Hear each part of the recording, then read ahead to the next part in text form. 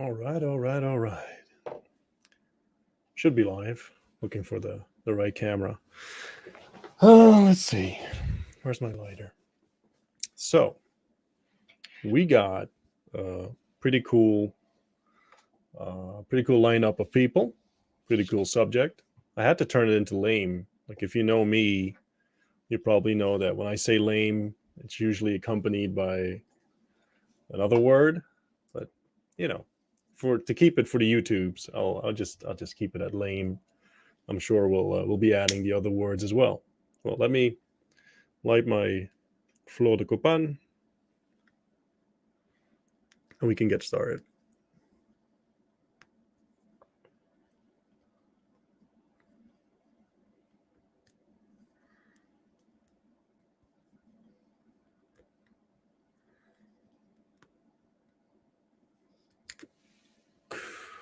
We're doing good. Let's see. If you're like I'm waiting for my friends to join me. Oh wait, 1 second. Let me click that away. If you got any questions, now is the time. I'll be happy to answer any. And yes, these are getting longer by the day. Let's see. You're late, mate. Yeah, I know. I blame it on I don't know. Blame it on you guys. I don't know. Can't be me.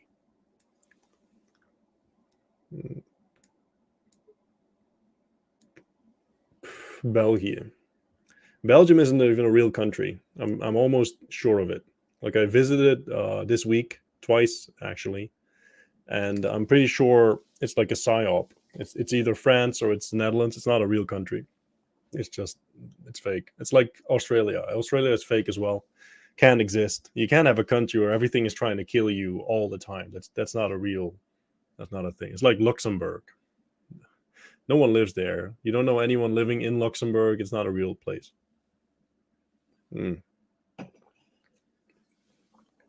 Oh, it's the lung cancer guy.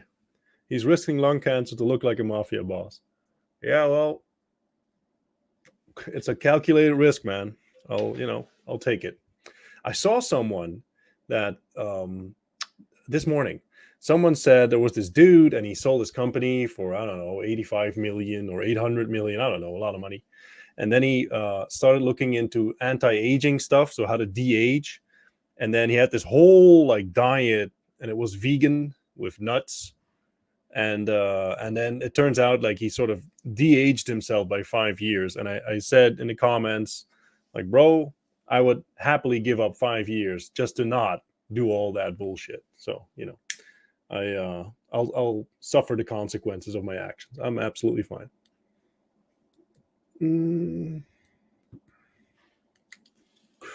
Where are the 100 lessons from Tate? Look at the financial wizardry in the real world, man. It's in the courses, and we're we're sort of spreading those out. Hey, man. Oh, lads. What's up? Well, it's just one of you. What's up? There you are. Yeah, mate. Just Good the to one have today. Ringer's fucking vanished. Can you hear I me? don't know. Like he's missing. Yeah, he'll show up. Yeah. How are you?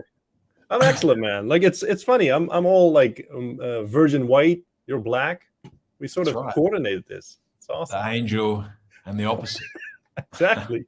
Good and fucking bad. It's fun. I don't know. If everyone knows this, but me and Steven, we did this interview, and then one of the clips in the interview went viral. It's right now it's at 7 million views. It's amazing. Yeah, of course, it's about prison rape, obviously. Just tough topic. Our favorite subject. Yeah.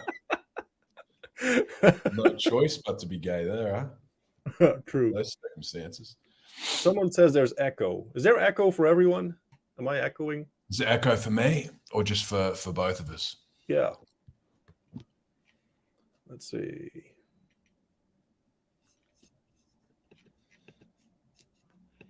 There's like a 10-second delay for YouTube Live, so okay. No echo. All right. All right, we don't have an echo. It's all, it's fake. It's like Australia. It's not a real place. That's right.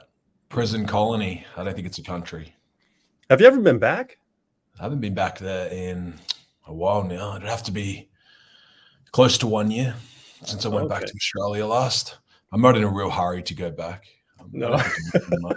I can I think a lot imagine. of the Australian stuff, it's just a marketing fucking ploy. You'll hear a lot of good things about the country, but since the lockdowns, I think that country's Yeah, gone a it's lot. gotten considerably worse, right? Yeah, I would say so. There's a lot of issues there, social issues as well. The boomers have all the money and real estate's so high. And then the average guy who works, like he might work a trade even, he's having a real hard time even getting in the market for housing or any sort of assets really that's any long-term assets. It's a big issue. Is it expensive? Yeah, it's the housing, some of the most expensive, I think, in the world per person based on the income, based on the annual incomes. Because of course the houses go up so much, but then the incomes don't really rise. The income's rising annual 3% a year or whatever, but then housing's been going up 8% a year on average. Yeah, it's insane. Yeah. That started happening a while ago, right? I remember this is years ago when I said that's one of the it's a solid sign of inflation and of things to come, and it just kept going on from there. It was incredible. Yeah, Australia's got different issues though. It's got a big policy where a lot of Chinese money and people like that can buy a passport. They have to buy a house or spend $1 million or something, and it opens a gateway to citizenship. They buy residency, basically. Yeah, they're happy to pay any price and get the fuck out of fucking China. So then it inflates the market, and the guy who's on the ground's I can't get in the market yet. And then also you get a lot of money if it comes from China. It's not checked. The government can't see where the money's come from. If someone's in China, you can't call the Chinese bank and be like, "Can I get this person?" You can't do it. But they can still send money around. It's an interesting market. There's a lot of black money come out of that. Yeah, so there has to be a lot of laundering going on then. Yeah, they can't check it. As soon as money goes to China, it disappears, and then it can start over again. It's a very complicated fucking issue. So then a lot of the money ends up into Australia, and they're happy to pay any price because they still want to own assets. Yeah, it doesn't matter, right? If you're laundering anyway. Yeah. A lot of it, yeah. We have Ringer, unbelievable. Here he is, Mr. Tan. Looks like what are we talking about? Are we talking inflation with fat bitches, or what? What are we talking about? Yeah, all sorts of lame things. I had to call it lame. Yeah, with women, it's definitely a thing now, right? I call it more deflation though, because just to be fit, now they're a 10 out of 10, just to not be fat. Yeah, it's true. It really is true, because now, especially with the way that women are in general, just being fucking generally trash now with their personalities, even if they're just not fat, now you're an 8. Just if you're not a fat bitch, now you're an 8. It's exactly. And the attitude. What fucking world do we live in, bro? That's it. Attitude is fucking trash now. And then the guys are still oh, but Alicia's not fat. Yeah, but it's like with anything. I heard you guys talking about inflation and China, Australia, etc. But it's the same with anything. You get what you accept in life, really, right? If your levels of acceptance are, just if she's not a fat bitch, I'm happy, then that's what you're gonna get. You're gonna get just she's at least not fat. She's got acne. Yeah. But she doesn't sweat much. Acne, so she's got acne on the face, but not backney. Yeah. Bro, it depends. You accepting it? I'm not. Acne's not the end of the world to me if they've got it just on the face, because at least they're probably 21 or maybe 18 to 21. A lot of guys take some 30-year-old that's fat. A lot of chicks are on steroids these days as well, man. I see the bikini competitions. You have to know about this as well, Stephen. The usage must be amazing. There must be a lot of it. It's massive with SARMs too. A lot of guys and women take those SARMs now, and they think that they're not steroids. They think that there'll be no problems, but a lot of the powders and that just crap from China. No one even knows what they've got. They just import them, and then they just fucking start pumping them out to people. And then if you get issues in 20 years, they'll just turn around and be like, "Oh, who are you going to sue?" The companies. Do you know what? Bruv, reminds me of something. Past couple of fucking years, vaccine. Yeah, sure, all right. It's 20, 30 years down the line. No one's going to give no idea. It's like when they put everyone on the opiates, like painkillers in America, like Oxycontin, Endone, and shit, and then they go, "Yeah, that's fine." And then people now have fucking massive addiction to those drugs. It's like what's the new one? Fentanyl. Yeah, fentanyl. But is that an opioid? I don't even know. Yeah, like it's a synthetic opioid. Why is it weird that I know that? Sounds good, man. You should send me some. Very bad. I mean, not that I know anyone that's got some or anything, or have any contacts or anything, but maybe it's Christmas is coming up. That's right. Hey, you get them at probably spend like $5. You know, it's very cheap shit.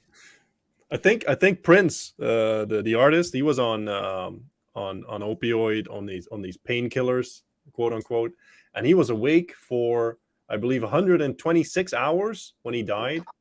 So the lesson from that to me was that you can't go past 126. You have to like go to sleep at 125, otherwise you'll die. 4 nights is pretty much the limit. He would pretty hardcore, right?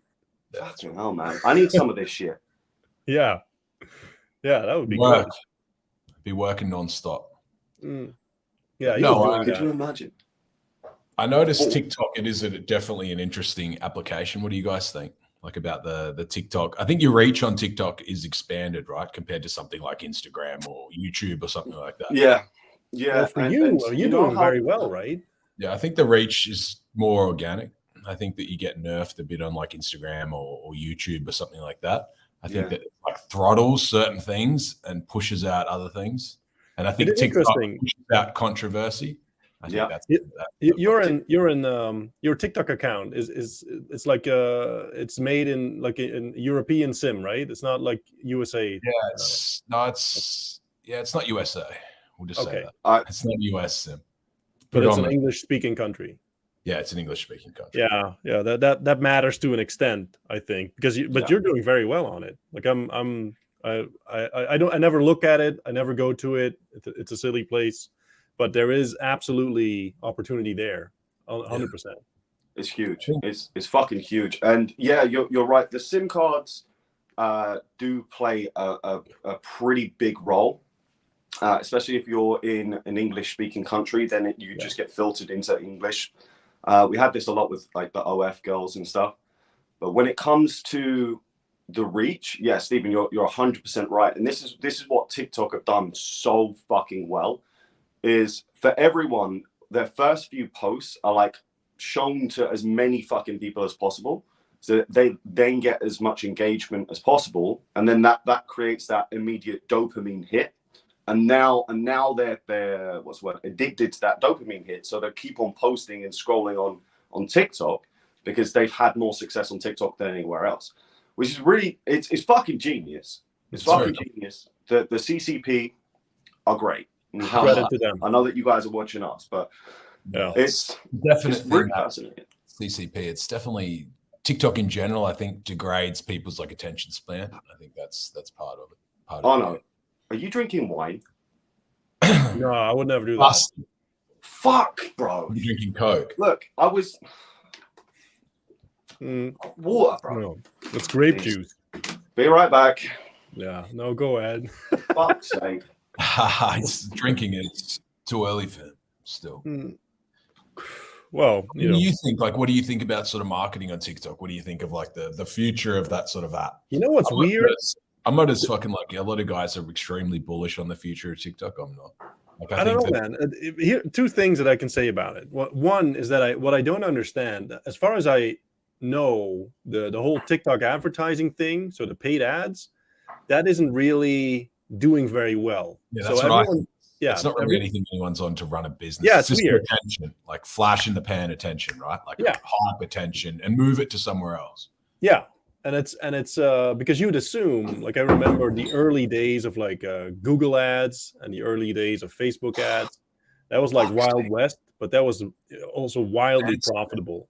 And I think we might hit that moment with TikTok as well, where you can just buy it. But in terms of like the bullishness, if I was a betting man, if I had to put money on something, I mean, I would bet that YouTube would win the whole short video thing. Like, I don't think so. Yeah, well, I think YouTube's dying. Really? I really do. I think YouTube's dying because they don't care enough for their creators. And their creators have to now be super worried about what they say, how they say stuff. So you can't be creative if you have to really sort of limit what you say, right? And how you say it. It's like we've got this thing in the marketing bootcamp where we're getting so many people that get banned for just posting a video which would be for what do they call it? Inciting violence, and it's just like someone boxing. Yeah. Not even like boxing someone, but just boxing, like sparring, just fighting against the bag. It's like, what the fuck? How is that inciting violence in any way? But fine, all right. Like YouTube's, it's gonna die. It has its time limit. And I fucking hate you, by the way. Oh no. What do you think will happen with YouTube and Rumble going into the elections? I think that's going to be a fucking nuclear warfare. I think one's a beta male, like blue per app, and the others are red app. And I'm interested to see how that goes. You know what's weird? You know what I wanted to bring that up. You know what's weird? Help me understand this, right? Imagine you are like in your 70s, late 70s, 76, 78, I don't know. You're a billionaire. You can do whatever you want. You lost the previous election because of rampant cheating, allegedly. And now you decide, let me try this again. Like, what is wrong with you? If like I genuinely don't get the logic. I think it's more of an ego thing. Really? For Trump. Yeah, I think it's more of an ego thing.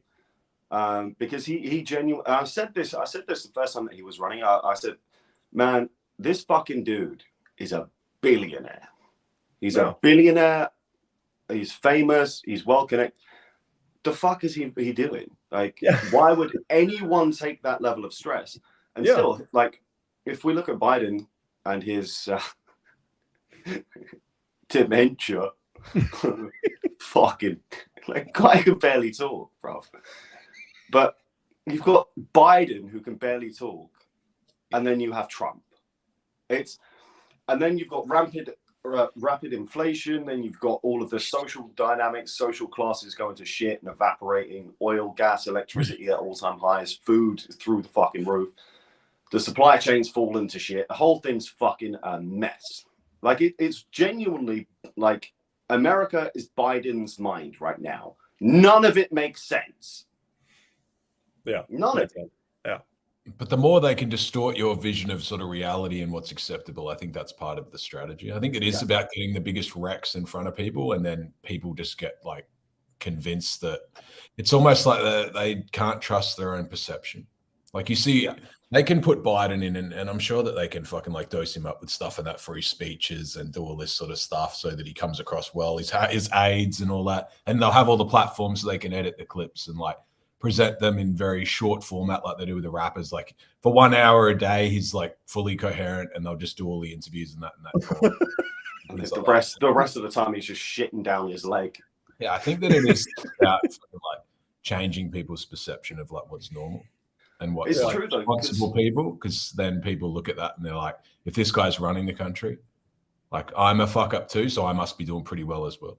Yeah, no, I agree with you, and I think we spoke about this. I don't know if it was on live or not, but it was saying like we were saying that to control someone, you push the boundaries a little bit, and then you see where the pushback is and the pullback is. And then from there, you're like, oh, okay, so now we have protests. We can't pass that just yet. Let's give it a couple of weeks or months. Let's let that emotion die down. And then let's start pushing again and see what further boundaries we can get to. And it's, for me, I'm very, very aware of it. I don't think, like, the NPCs don't have a clue what's going on, because they're so caught up with the white noise of just fucking day-to-day life. And then that, like, but now, and this is a really interesting thing for me, because now the masses are now like, well, hold on a second. Like, I'm going to the fucking grocery store and it's costing me 2 times more. Like, I'm going and filling up my car and it's costing me like fucking however much more it's costing. Like, people are really, really, really getting and feeling that pain right now. So I think that's going to be a really interesting thing for this election. I'm really interested to see how it will go. This last quarter or the quarter before that, they changed the actual like definition of a recession. So now it's like 2 economic quarters of slowdown. It's like it's not recession if we change the definition. That's of recession. The thing with people, like people can't handle the truth. Like in general, the American people, like 90% can't handle the truth. Like if they ladle it, I understand why the government has to lie and be sneaky, because if they laid all their cards down, people would shit their pants. Like, like dealing with a toddler, you can't tell them like if the boogeyman's outside. Like if there's someone trying to break in the house, you can't be like, oh yeah, there's someone trying to get in. Like you just someone is trying to kill you. You have to handle it yourself and not tell them. It would break their worldview. I do agree. Like in general, I think we said that. No, we didn't say that last time, but let me say it now. In general, I think politics are lame and gay. It's the most retarded subject in general, because people get all worked up about it, and then there's nothing you can do. Like you have zero influence. So that's the point. Like, why are you going to fucking disown your family? Yeah, on something that you or they can't control. Like, bro, what the fuck is wrong with you? It's like you sat down at Christmas and now you're not invited to. It's the same with the vaccine. Like I've had some family members who have just been like, nah, because legally I'm vaccinated in the UK, in the US and Mexico legally. Stay safe. But, yeah, stay safe. So legally I've got it. So I don't see anyone's problem. If I can show you my papers like you want, like why am I not invited to fucking Thanksgiving, bro? Like it's not very nice. Yeah. Is that still happening with you, by the way? No, my family are very much red pilled now, because I told them everything that was going on from the start. They most of my family got the vaccine because they were just like, yeah, fucking, whatever. If it means that I can travel and they can come see me and whatever. Yeah. And I was, I understand that. But then now they're like, you know what, this whole fucking thing, we were duped. And now I'm trying to like get everyone into escaping the matrix mode. You said something that leads me into my next subject. You said they're pretty much red pilled now.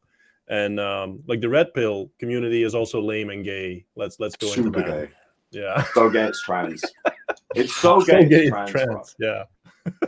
Fucking angry men, damaged men, angry at women, trying to blame people for their own failures. It only attracts people that have like problems, like people who search that they're already having problems with women. They're not looking it up because their life's great. So again, it's like people coming in from a damaged position, and then damaged guys teaching other guys, like, and they're only just reinforcing their own crap. Yeah. So they've had bad experiences, and now they recruit people into their like narrative. So then it justifies in their own head for their own failures with women. It's like the blind leading the blind. Yeah, 100%. I couldn't agree more, because it's like so many of these guys are like, oh, okay, so 50% of marriages fail. It's like, hold on a second. You can flip a coin, right? If that's what they're really saying, and that's their whole fucking narrative. Hold on a second.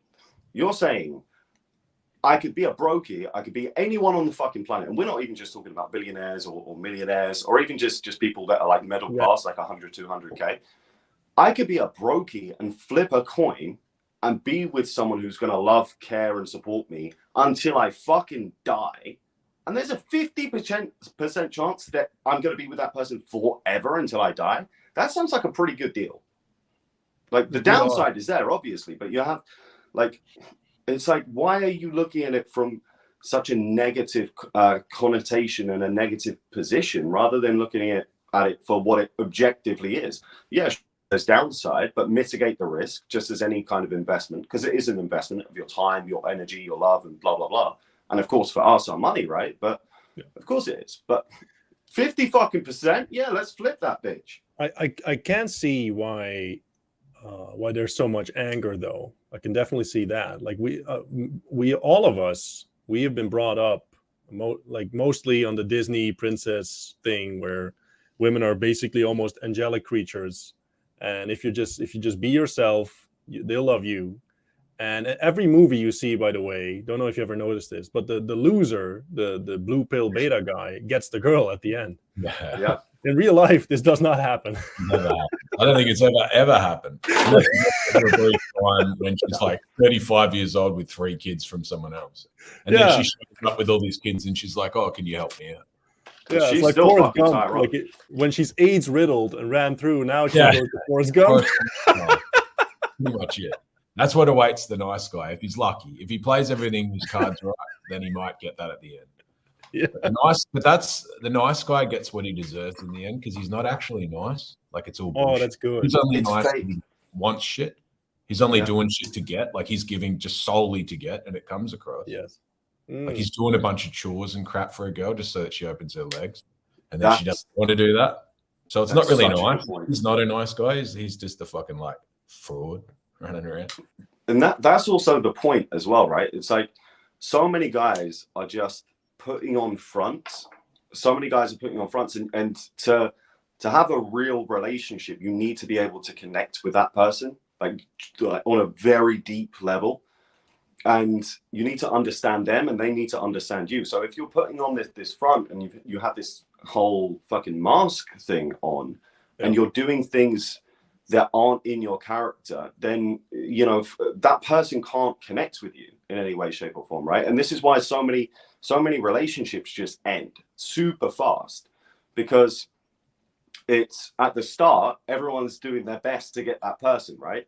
Yeah. But in real life, everyone's baseline is very much different to what it is at the start. Because at the start of a relationship, everyone's just like, oh yeah, baby, I'll do this for you. I'll do that for you. You know, whatever you need. But then when push comes to shove and he's working fucking 16-hour days, are you still going to carry on doing that? If he's doing it for like 2-3 weeks, a month, 2 months, like, are you still going to do that? Because and that's the other thing. People are looking like straight from the start to have a relationship. You shouldn't be dating to have a relationship. You're dating to see who that person is. Can you trust them? Are they reliable? Are they serious about you? You're dating to find those things out. Once you've found those things out, then you have a relationship and then move on from there. And throughout the whole time, you're you. Yeah, I agree with that. And I also think a lot of the issues with guys too, now they're finally seeing like the dorks in school never used to know that the princess girl was still fucking. Like they just didn't know that. Like the girl that they thought was some angelic creature was still having sex with dudes. Like they didn't know that. Now they can jump on like Instagram and it's thrown in their face that girls are having a lot of sex. But they always were. Like there's some new narrative now where guys think like, oh, girls have just only just started having a lot of sex. They always were. Like even in school and that I knew, like the girls were still having sex. Not with me. But I knew that.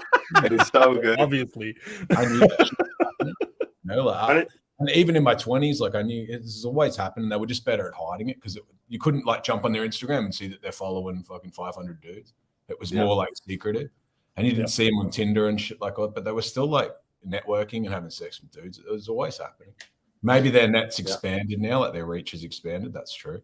But it's still the same. Like they're just doing the same shit they were always doing. But now the blue pill beta, he gets it in his face that girls are fucking. Like they used to do it, but he didn't know. Yeah. Because he used to just see the girl and have the big crush on her and he thought like she was pretty much a virgin. But she was still like having sex, like still fucking having one night stands and shit. And now that just crushes them, bro. Yeah, it crushes like it completely just crushes them. Because from now where it was kind of in the shadows and you know, now it's completely in their face. And then they realize, you know, and this is why the red pill space is super gay, because they realize that, oh shit, this chick who I thought was an angel definitely isn't. And hold on a second, let me see where I went wrong, because that's like normally our first response as a man. Okay, where did I go wrong? Logic, yeah. Where did I go wrong? Let me look logically so that I don't get hurt again. And then they find the red pill space, and then it's just all of these women haters who have never had a really good relationship with a really good woman. And most of them are divorcees, right? So rather than listening to someone who's like a divorcee, I'd much prefer to listen to people that are in happy long-term relationships that actually, because, and I said this actually yesterday, I was doing another interview and I said this yesterday, you can either look at things positively or negatively, right? You can look at what you don't do versus what to do, but too many people are just focused on what they don't want rather than what they do. And that's just fucks up your brain, because then rather than thinking about the positive, you always like your brain always goes to the negative, right? And it just fucks people up even more, this whole red pill bullshit, because it's just like, oh, all women are hoes. No, there's actually still quite a fucking lot of good women out there. That's bro, you're in Warsaw, Stephen. Like, how many fucking beautiful, amazing women are there? A lot. There's a lot of women here, although I do agree that it's partly more westernized. If I was running around the West trying to find a woman, that would be a lot harder. But even then, like, guys, the shit that they're told is just crap. Like, they'll still whinge about women constantly, but then they do exactly the same shit that they do.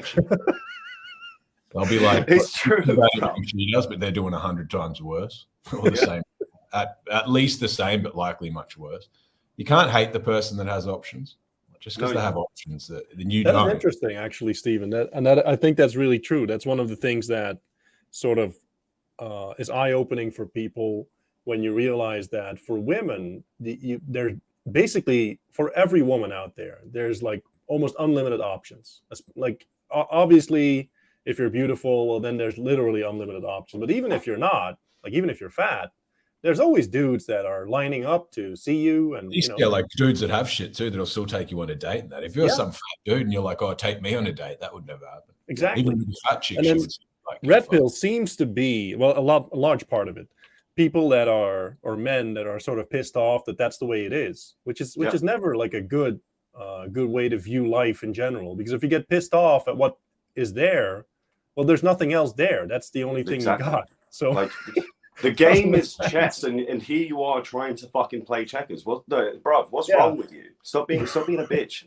The game's on the fucking table. You're gonna play or not, because you have the choice to walk away and do this even more gay shit. This MGTOW fucking. What the fuck is that? Oh yeah, you know, a lot of the MGTOW stuff is just guys that have been sent away from women. You know, it's not a choice. It's just been like rejection has pushed them away. It's true, and it's like, hold on a second, right? So you've spoken to maybe like 5 chicks or whatever, and you've been rejected 5 times, and now you're saying, well, you know what? It's like you were saying before on last week. It's like, okay, now I'm stoic. I'm completely stoic, and that's fine. I am going, and I am not going to fuck or talk to any of these hoes. And it's like, bro, what's wrong with you, man? Yeah, you're just a worm. Fuck. So weird. But then I'll talk to a chick. You can talk to a chick, get back home, give her a nice little rompy dumps, and just it's done, man. Yeah. They're just jacking off in the toilets, even if they get a chick, right? They don't know what to do. That's the issue. They watch too much porn. But the issue too with the red pill to me is a lot of it's very fantasy based. Like, I've met a lot of these dating coaches and a lot of red pill guys, and I'll tell you flat, I've never seen one with a girl that I would fuck, or I've never seen one with a girl that I would be like, I would date this girl, or like I'd take her serious. I've met many, and I've never even seen them around a chick that respects them. Like, the chick's obviously like pretty much treats them like they're just someone that she just met, like a fucking stranger. I've not had anyone that does it that I want to emulate. I only like trust someone's theory if I can see that it's worked for them. Same as a lot of these guys that'll be like, yeah, I'm running like fucking harems, or I have all these girls, or things like that. A lot of that's fantasy. Like, I've never actually seen anyone do it. Not one. And I've seen the big dogs running. I haven't seen one do it in a way that works, or a way where I'm like, yeah, these girls, what? I've only seen them do it straight up. A couple of 4 out of 10. It really doesn't work, because, and I did it because this year I had 5 girlfriends at the same fucking time, and you guys know this, and it doesn't work. And it doesn't work because, number one, there's not enough fucking hours in the day, bro. Number 2 is just, women take away from your energy and your focus, right? And you really don't want more than one. I think actually Tate said this, where he was just like, look, if I was a young guy, I would go back and I would just have one ride or die chick. And it's like, that's me now. Because honestly, like, if she's 100% ride or die, like, mine was asking me last night, she's like, hey, you know what I want for Christmas? I want another tattoo for you. Like, another tattoo for me. She's already got my fucking signature signed. Yeah. And she wants another one. Like, that's a ride or die for me. Yeah. But if it's not a ride or die, then no, I don't want it. Like, I don't want it. I prefer just to have a few chicks that I can spin on plates until I find that one. You find that one, cool. Then you're good. Make sure that she knows what's up. If you're a super high value man like we all are, okay, look, babe, every once in a while, I'm gonna need something else. And if you're not cool with that, then that's fine. That's fine. I'll just walk away, because then it is what it is. I think most women are. It depends, obviously. It depends on your value, but I think a lot of women are cool with that. But I think a lot of the reason guys don't get that is because the chick knows she can't trust him. She can't trust him to have a one-night stand with another chick. He's going to tell the chick that he loves her. He's going to fall in love with her. He's going to spend money on her. He's going to buy her shit. And then this chick's like, my position's in jeopardy now. He's like being a massive fuckboy. He's DMing girls constantly and making me look like a retard. So now I can't fucking let him have it. Yeah. Because that's the thing. So long as she knows for a fact that at the end of the day, it's just a physical thing, that then normally they don't really care. But so, and I was saying this to all of my girls.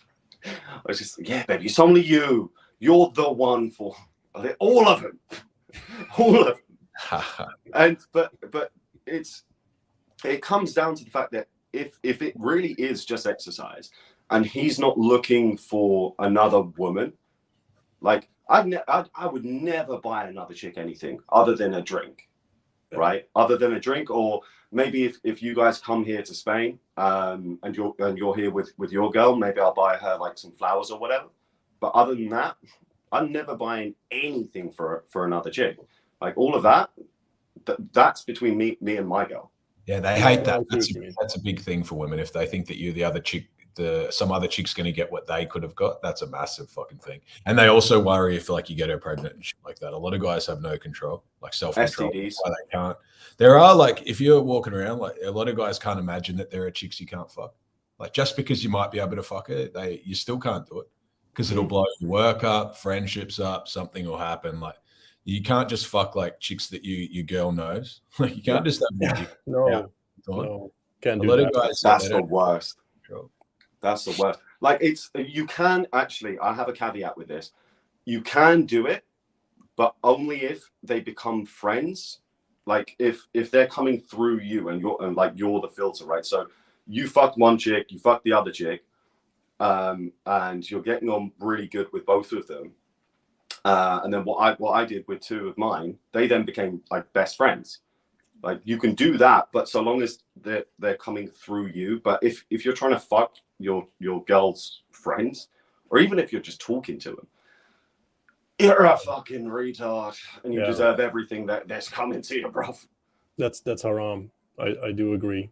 Like in sort of to it doesn't it in a way it ties into it. We got a super chat from someone saying, how do you go from giving value to selling in DMs, which is somewhat similar to the subject, since what most people are unable to do, both in like seduction or romance or selling or marketing, is sort of finding the way to sort of stand out.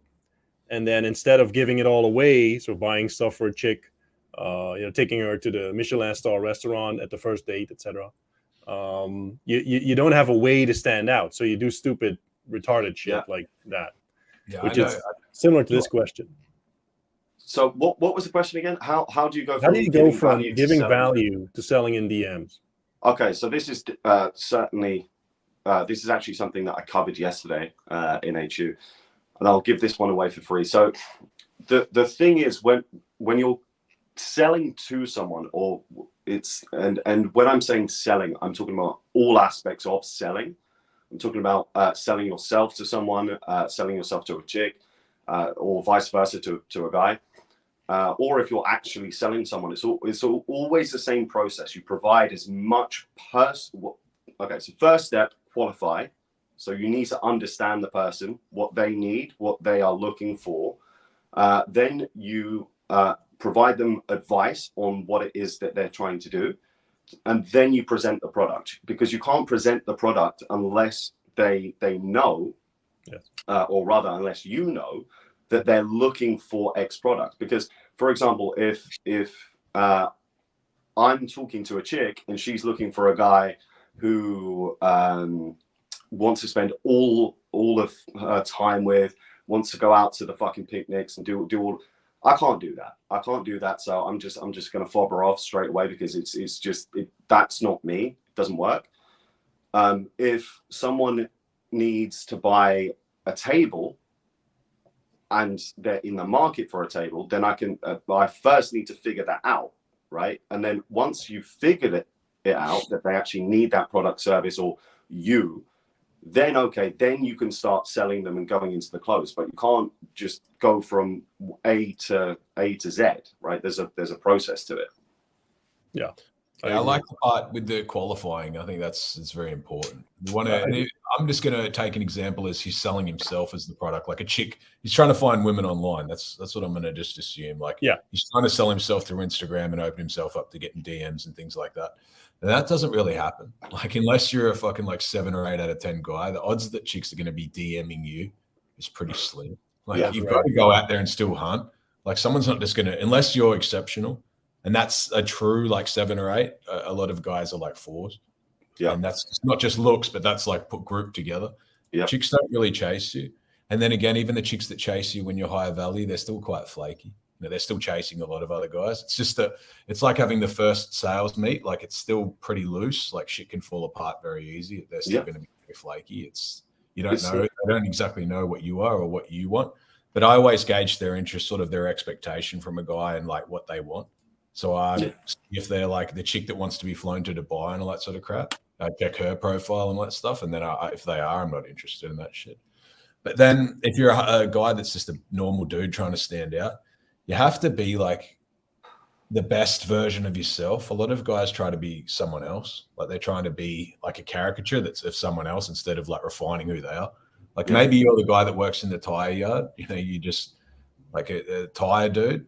But you can still be like fit dude and like a really masculine, like manly guy that does all that shit. And women, there still are women that like that.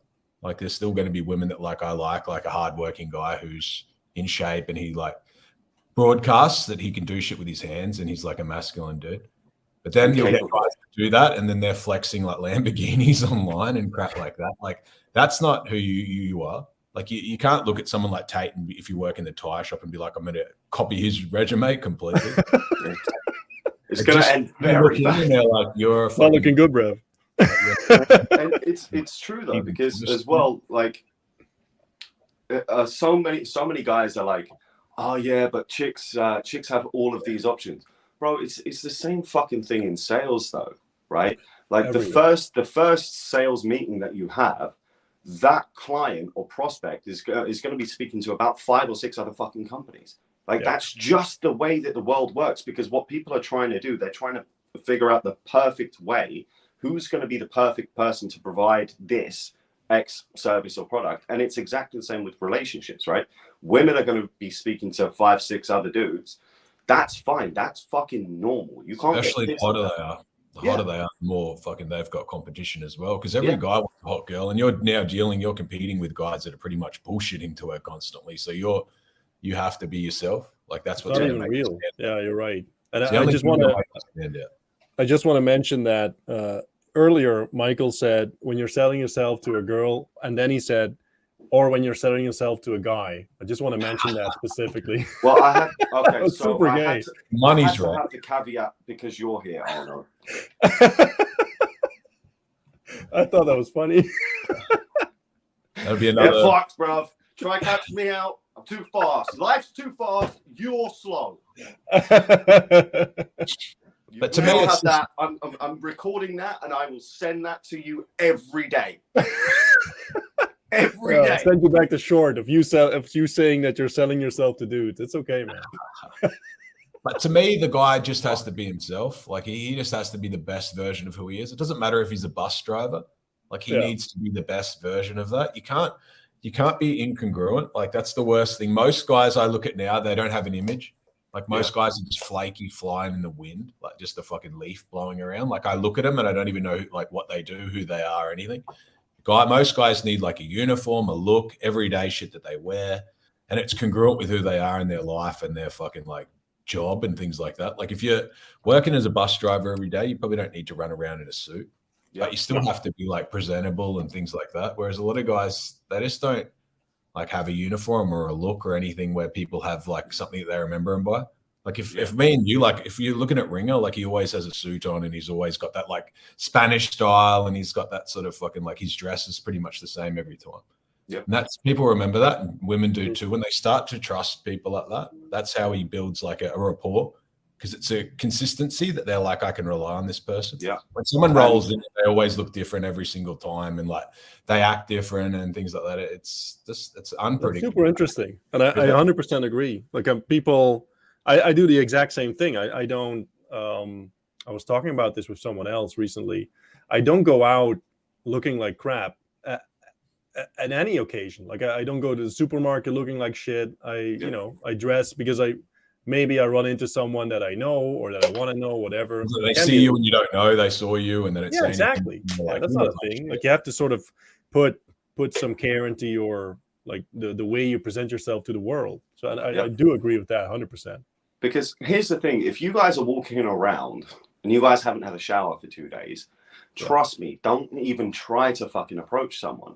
Because if you do approach me and you smell fucking terrible, I'm sorry, bro, but I'm just gonna be like, I don't want you anyway. I don't even want to have a conversation, bro. You're in my smell zone. That first impression rolls forever too. Like that's always what you remember. It's very hard to outdo a bad impression, a bad first impression. It takes a long time with a person to outdo that first look. If you meet a guy and he's some sloppy dude in the club passing out, and then you see him in the boardroom like the next day and he's like, oh, I'm your asset manager, you're not going to have much to fucking do with him. It's going to take a lot, him proving that he can do a lot to I've had that. I've actually had that happen a couple of times.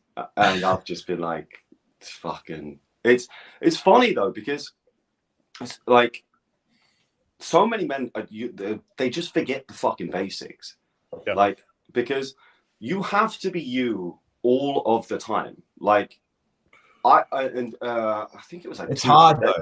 It is hard though, right? Is it? Part of it. I think that dad doesn't teach them, and then no one's really come on. Like, there's not many guys on YouTube that come on and teach the basics.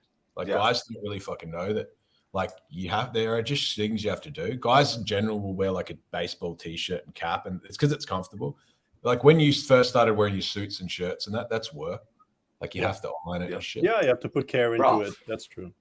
It's so much work, dude. It's so much fucking work. I'm so happy I got the missus because I'm so happy. But and even still, you know, I've got the dry cleaners, everything else. But it's work, and it's like even my wardrobe, right? I've got my suits in color coordinated, fucking from black all of the way to white. I've got everything coordinated. I've got my brown belt on one side. I've got my black belt on the other side. It's the whole fucking thing. It's the whole thing. And it's good because if you're being you always, and you're always you, and then when someone enters into your life, they're like, oh shit, I wasn't expecting that from you. It's like with Stephen, right? You look at Stephen, he's got tattoos everywhere. And he just looks like he's going to break your fucking neck the second that you open your mouth. But then you actually sit down and you talk to him and you're like, bro, this is one of the nicest guys on the fucking planet. You look at Arno, right? And what Arno does, and then you're super surprised because the second that he opens his mouth, you realize that he's fucking gay. Like it's you have to have that element of surprise. Alpha figure, and then Mike Tyson's voice pops out. You set that up perfectly. I appreciate that. Don't try it, bro. That's revenge. That's pretty good. Forget. It is revenge. Don't ever forget, gentlemen. Never. No, we'll keep this going. Forget. You can forgive. Never forget. Always go back. And when you do go back, go for the fucking throat. I've got a few actually. What do you think? Like, if you could pick 3 things that for a guy, let's say he's just leaving school, and now maybe he's only been in a public school where they didn't even have a uniform. They didn't have to like watch their shoes or like clean them or any of that bullshit. It's just completely like no discipline, no rules. Fucking they don't know anything. They've just left. Anything goes. Mummy's pretty much been dressing them till they're 18, and now they're like 18. What do you think the 3 most important things like foundationally are for a guy? Not just around fashion, but like around from there. Like he's coming in at 0 like at 18. He doesn't know the Yeah. basics, really. I mean, I can go into that. One, the absolute most vital, most important thing is to get in the gym and build your body, like get jacked. Everything looks good on you if you're jacked. Like you can wear like a potato sack. It doesn't matter. Like, you're gonna look awesome, man, because you at least you're not like where they're all like fat. You know, that's exactly. like skinny fat. At I least can wear a t-shirt and look good because I got big arms, so that it always looks good, right? Yeah, it's just, and I'm not like Arnold Schwarzenegger, not a bodybuilder, but it's noticeable. Like you look, so that's one. Two, in terms of like dress, I would like, one of the biggest hacks is one of the, like, a shirt that Michael is wearing with the higher collar. Yeah, that really helps. Looks amazing. Always looks good on anyone. You can open it up and leave it done up. Yeah, yeah, exactly.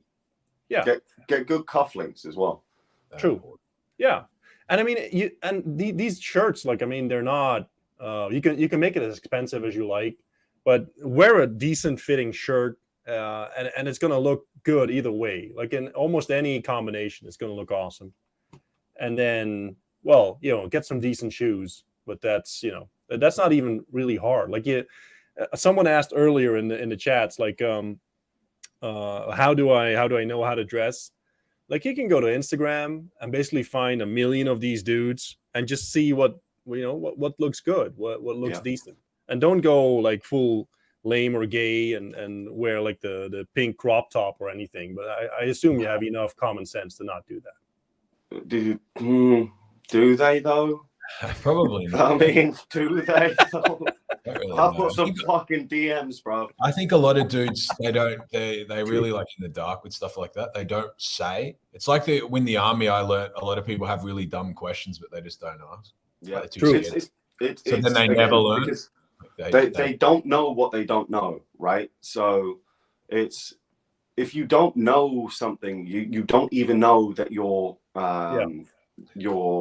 ignorant of it. That's missing. Like that whole thing just doesn't even exist. Yeah, the whole thing is missing. So the first thing really, and if for any man, would be just to search for truth, and search for knowledge, really. But for the top three things, if you're starting from like literally nothing, like you're still living at your mum's house, I think the first thing I would say would be polish your shoes.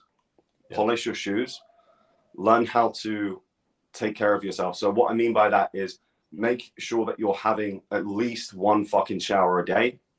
Make like at least one shower a day. Good idea. Learn how to iron as well, like iron your fucking clothes. And also, what another really, really good thing that helped me out and still impresses like so many people about me, learn how to cook. Learn how to cook well and cook and prep your own meals and develop that. Like, yeah, sure, you're probably gonna half burn down your house the fucking first time. I remember the first time, like, it was a fucking nightmare. But now, bro, I can do a 5-course meal of basically anything, right? But that's point number one. Point number two, and yeah, the third thing would be, it doesn't even have to be going to the gym, but just work out, right? Like, if you genuinely don't have the time, just work out at home, man. Work out at home, do something, and go outside. Go the fuck outside. This is in fact, no, this should be point number one. That's a good one. Fuck out. Get outside of your house, because your house is your comfort zone, and it's very easy, and it's still easy for me, right? Like I can just stay at home fucking all day because I love my house. It's got so many amazing different things and different places for different whatever, right? But for me to really wake up, I need to get out my house. I need to walk my dog and get some fucking fresh air, because you can't just stay at home. Get outside. Ideally, get some sunlight. But I know that some of you guys live in shitholes like the UK, so you get stabbed instead. Yeah, so, if you're in the UK, just stay at home. Stay at home. It's safe there. Get a bomb shelter and stay down there. No, I agree. Much like Ringer, I think it's a good point to go outside, like to actually start living your life. Getting out around people. I think that's a big one. And then foundationally, like Arno said, and Ringer as well, is that just be clean, gym, look after your body, get out there and live your life. You know, a lot of guys are pretty much glued to the PlayStation controller non-stop. They can't fucking do anything in the real world. A lot of guys, I've spoken this in my last video, you have to be like part of who you are as a man, like part of becoming a man is ditching the Anon character online. Like no longer hiding behind an avatar. Even if you're get rid of the avatar and you're a 400-pound guy, now you can start showing yourself to the world and you can change. That's a really good point. Show everyone who you are. You can't have a voice or no one will listen to you or take you serious if you can't even present and be like, this is me, I'm here. And now I'm going to have an impact on the world and fucking do something. If you're just some character online that mostly just trolls and posts crap, that's shit. That's gay. It's gay. It's so gay. It's trans. Yeah. And then wonder why like the world itself pretty much slaps them in the face constantly because they're always spitting out crap and then it flatters back in their own face and they're like, well, how did this happen? Like, woe is me. Yeah, it's so true, man. Because all they do is spew out crap. And then they look in the mirror and that's all they see back. Like they're a reflection, their like body in that is a reflection of their own like inner fucking problems. Yeah, it's like what you do. And it's a reflection, everything that happens to you. And I'm not talking about some gay fucking law of attraction. Hey, let me just sit here and fucking look at how amazing my girl is. Look, she's just incredible. Yeah, mine brought one as well. Yeah, she was. My girl was faster than yours, so you know, probably because you're gay. Girl, yeah. All right, bruv. All right. Men are faster, unless you're Arno, because then you know life's fast. You're too slow. But it's everything that you get from the world it comes from you, like your soul. I don't give a fuck what you want to call it, but if you're out doing positive things and making the world a better place, the people that are genuinely wanting to make the world a better place will come across you because you'll be in the same places.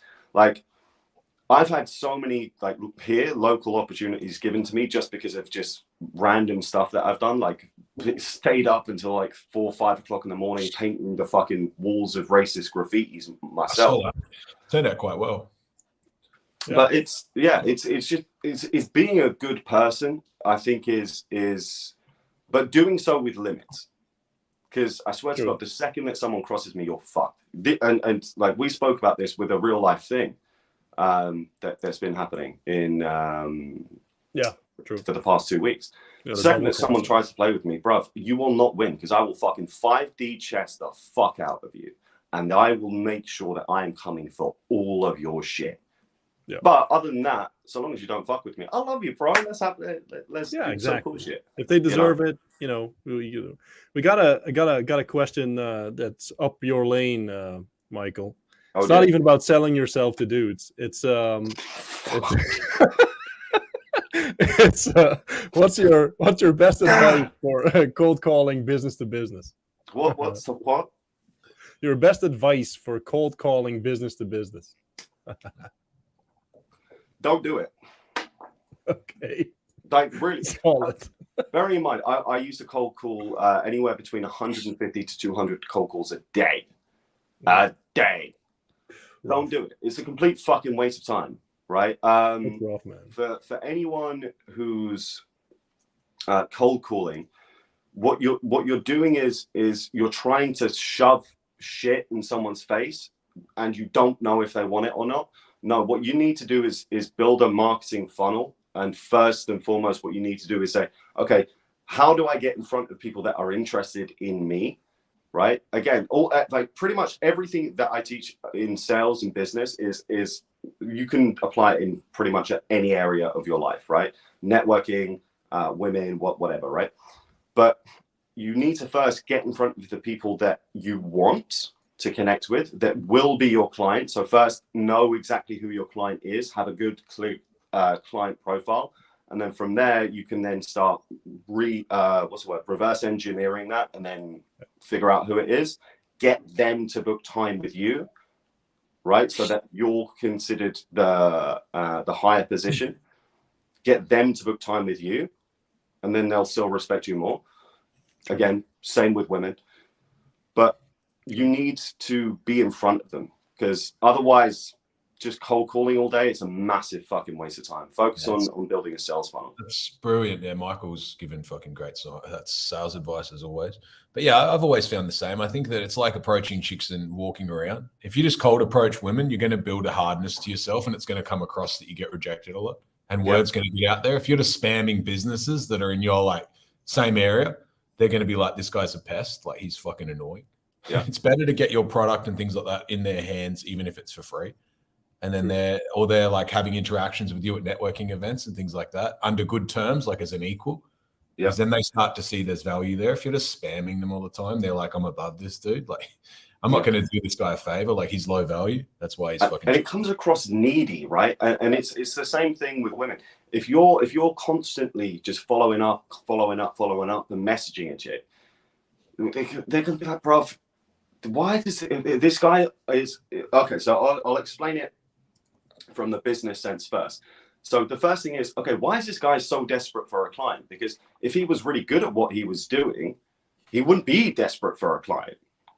And it's the same with women. Yeah. Why is this guy messaging me? If this guy had something to offer, then he'd be way too busy with all of the other hoes that he's got. It's exactly the same thing. True. Exactly right. Needy is the kiss of death, man. That is such a repulsive quality. It's really everyone sort of it's like it's nasty. It's one of the worst things to like demonstrate or to put out there, that you're needy, that you need it. It's bad. It is. I found this new cheat code thing that I've been using, and it's probably not fucking that new. You guys probably do something similar. But when I have a good interaction with someone in public, I get their Instagram. Even if that's like a good interaction with a waitress, fucking some sort of staff member, I get their Instagram, because that's now a good fucking like connection. And if I have a bad interaction or something with someone, I don't get their fucking details at all. No. But even if that's just like a good brief interaction, or I'm building up like a bit of an interaction with a waitress, waiter, someone, really they like me, like I've now built that equity, and now I can leverage it. I get their details, and then I know they're going to say good shit about me. So exactly. If people talk to them, I'm now building a network of people that like me and have met me under good terms. And so this is a really... They're going to see chicks that I know and be like, yeah, I know Stephen. He's a fucking great guy.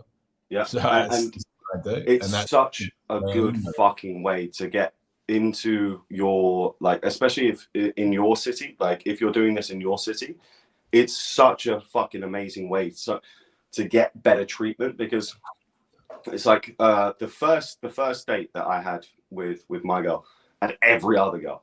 And not even just that, but all of the guys that come to Alicante to come and see me, everyone's just like, bro, everyone fucking knows you and everyone's treating you so well. Like, how is this a fucking... And it creates this dynamic where people also want to do more for you, because you always want to do more for a friend, right? True. You always want to do more for someone that you perceive to be a friend. Even though I don't fucking have the time to talk to these motherfuckers. Like, you guys have seen my DMs. I don't have don't have the time for it. But if I'm like every fucking month or whatever going through stories, and then I just interact, then they're like, oh man. And then every time that I do see them in real life, I approach them. If they don't already approach me, I approach them. Oh, hey man, just we're not even coming here, but I just wanted to pop in and say hi. It's a great way to build up your local network. Yeah, it's brilliant, because it's a thing. Like, I like people that like me. Like, I appreciate people that are fucking on my Instagram, like doing shit, like they're fucking commenting, they're doing stuff. So if someone's like a big supporter of mine, I follow them and I'm fucking actually talk to them. If they're a like diehard supporter, I talk to them and I consider them, I wouldn't say a friend because I don't fucking know them, but they're still at least an acquaintance or more. If someone proves their loyalty by doing shit for me, I don't treat them like a fan, like some fucking fanboy. If they're like help, I'm like, yeah, well, I appreciate that, and I'll like have good interactions with them and help them where I can. But that they have to like break themselves and be like, I'm actually fucking like, I'm different. So, yeah, it's. Would you say because it's interesting, I do the same thing. Would you say that you kind of put yourself more into a mentor position with that person? Yeah, I would say so, because I don't know them yet. Like, I don't know if they have what it takes to be a friend. But like I put them, like a mentor. I'll make 2 points if that's okay. One point is that, well, I'm still gonna do it though. I'm still gonna scream over it. Hold on. One point is that Steven said if you're building attraction with a waitress or a waiter. So that I caught that. So, yeah, you're building like a fucking connection. Sort of gay. I meant like you're building a connection, you know, like even the waiter, like he's gonna, I don't know, it's more, I've been doing it more with fucking like women stuff, but the guy, it has to be a great interaction. But then I just think that it's like putting good energy out there. Like if someone likes you and they're like, oh, I really like this dude, and then you have them on your Instagram, it's like their mind is watching your shit and they're like sending positive vibes your way. Versus I agree. Like, people who follow you and they don't really even fucking like you. I'm just like hyper trained to pick up the gay thing. But the more like maybe the more important point, I just today I released a lesson on the business mastery course in the real world, and it was all about like how to nurture a lead, how to like, it's about autoresponders and how you sort of build up a relationship. Instagram is the same thing, but it's for personal relationship. If you ask someone on Instagram and they follow you, you follow them, they get a slice of your life. They start following you. Now they start getting a sense of who you are, for good or bad, right? I had two people unfollow me yesterday because I posted a video of Tate and the fact that he's actually a pretty good guy. So just fuck him. You get called toxically masculine. Yeah, exactly. Yeah, very toxic, bro. Yeah, it was the video of him sitting on a yacht saying, "Hey, please treat the staff members respectfully. Say please, say thank you." Very toxic, very toxic behavior. So bad. So what a bad man. Should be ashamed. But they get like a slice of life. They sort of warm up to you, and you don't even have to do anything for it. Yeah, like you said, you're refining your thing too, because it is fucking like deleting people as well. That's why I keep it very congruent. A lot of guys don't do that. They just like throwing out this giant net over the whole world. And then they pretty much just drag everything, like, or even the shit out of the ocean with them. And then they're like, now I have to go through all this. Like 99% of people here don't like me. I'd rather just have like an extremely refined people. So they're like, this is exactly who Steven is. That's why I use like my full name. Because then people can Google me and be like, I see all this guy's fucking like felonies. I don't want anyone to follow me and then turn around. I didn't know this guy was a criminal, and now I have to fucking like deal with that bullshit. I only want people that know exactly who I am. So then I don't have to have that like awkward moment where they turn around and they're like, "Oh yeah, I didn't know exactly who I was talking to."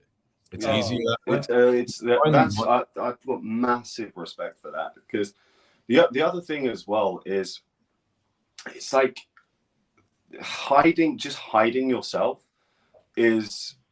Even to go into like fucking fluffy world for a second, like to hide yourself, like literally God has fucking made you as a person, right? God has made you as a fucking person, and you're hiding that from the entire world just because you're scared of something coming up. Like, everyone sees us, and we've all had our problems, our issues obviously I've been doing drugs and some crazy illegal shit. Steven as well. Arno's got his problems being a fucking homosexual.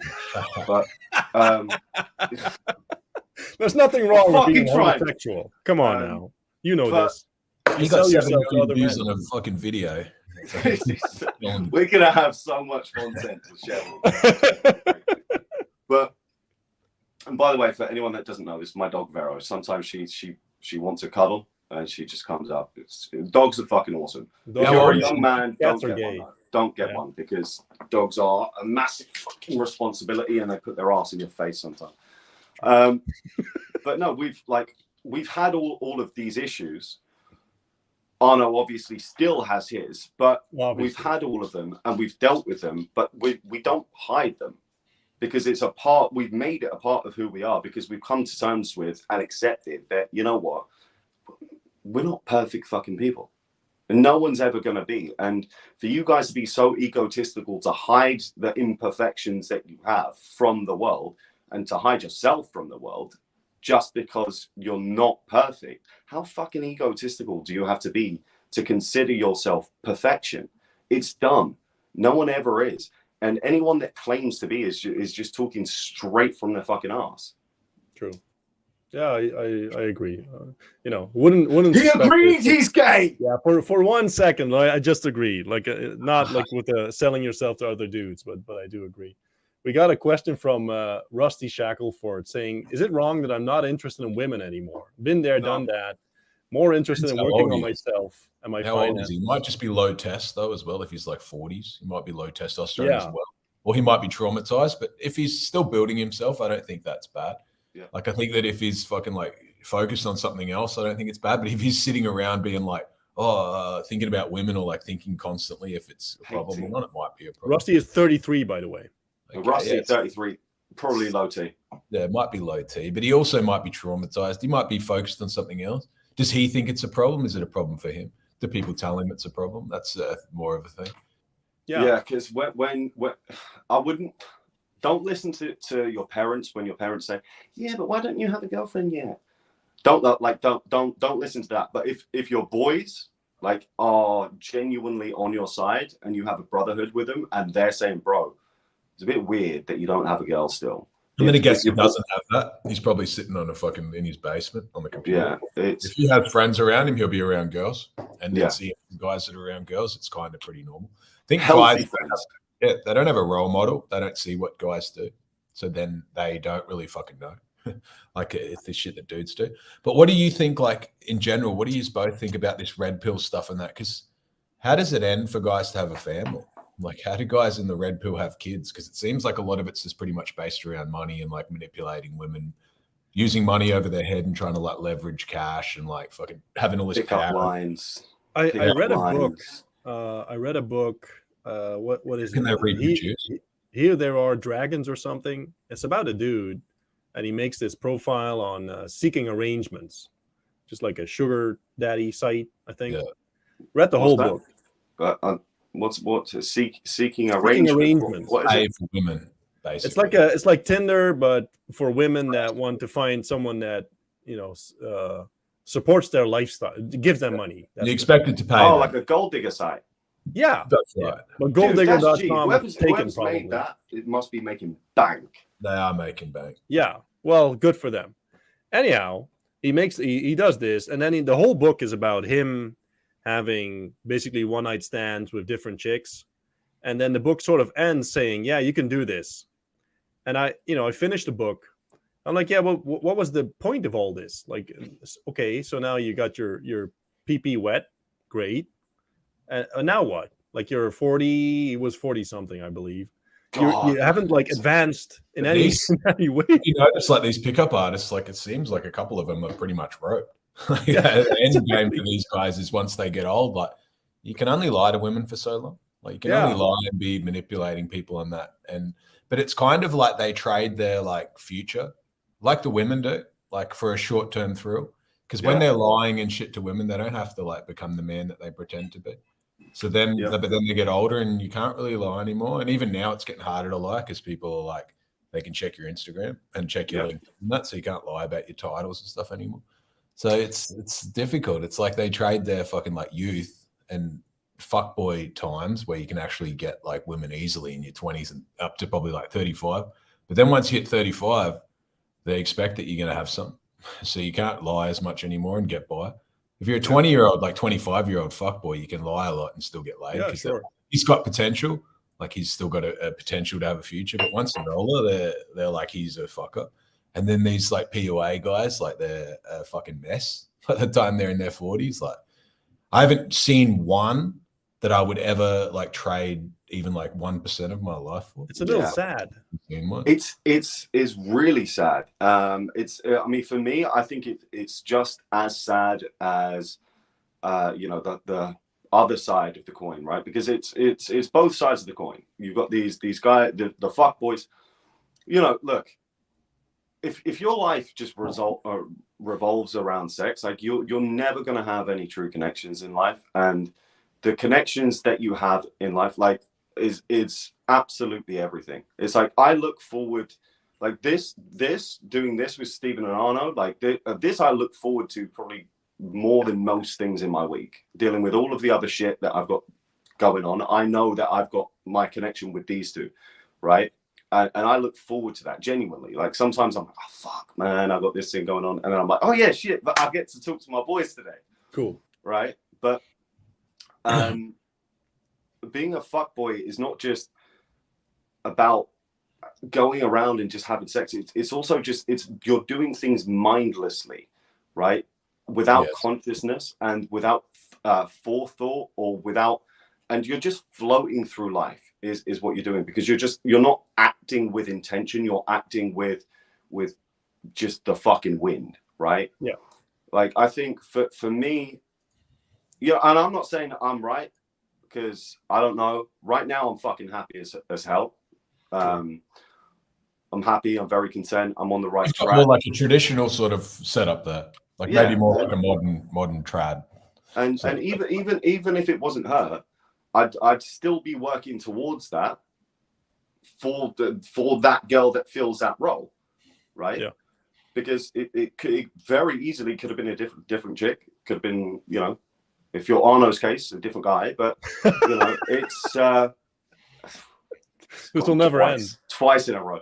But no, it's looking for me. I'm looking for meaning in life, and I know what me as a man, what I want to do. I want to provide all of that, all of the things that I'm doing. I don't want to keep it for myself. Like, sure, okay, the nice watches, you know, nice couple of suits, nice clothes, whatever, too fun, but whatever, right? But really, all of that's just shit to me. It doesn't mean anything. But when I, like today, for example, literally about an hour ago, when I'm putting the wrapping paper on the first 2 presents to put under the tree for her, that was for me one of the happiest times and most fulfilling times that I've had this week. Even though I've launched projects this week, set up new businesses, solved fuck knows how many problems, for me, doing that for her, because she's in that role, that as a man, I don't think that the only thing that I think could replace that feeling for me has been with my godchildren, and doing the same but for my godchildren and seeing how happy they've been. So that I think really that's the end goal, right? I agree. Yeah, I think that's much. Yeah, I agree much the same. Because if I've had like girls or things like that, I think that like fucking Jesus, maybe more like 99% or so, I can't even like remember like having sex with 99% of girls that I've fucked. I can only remember the girls where it was like something more long term. I can barely, there were one night stands that I've had and things like that. Like they're fucking very difficult to even remember. If someone got me a list of the girls that I've been with, I probably couldn't even identify like 3/4. It's true. A lineup. Did I bang her? I don't know.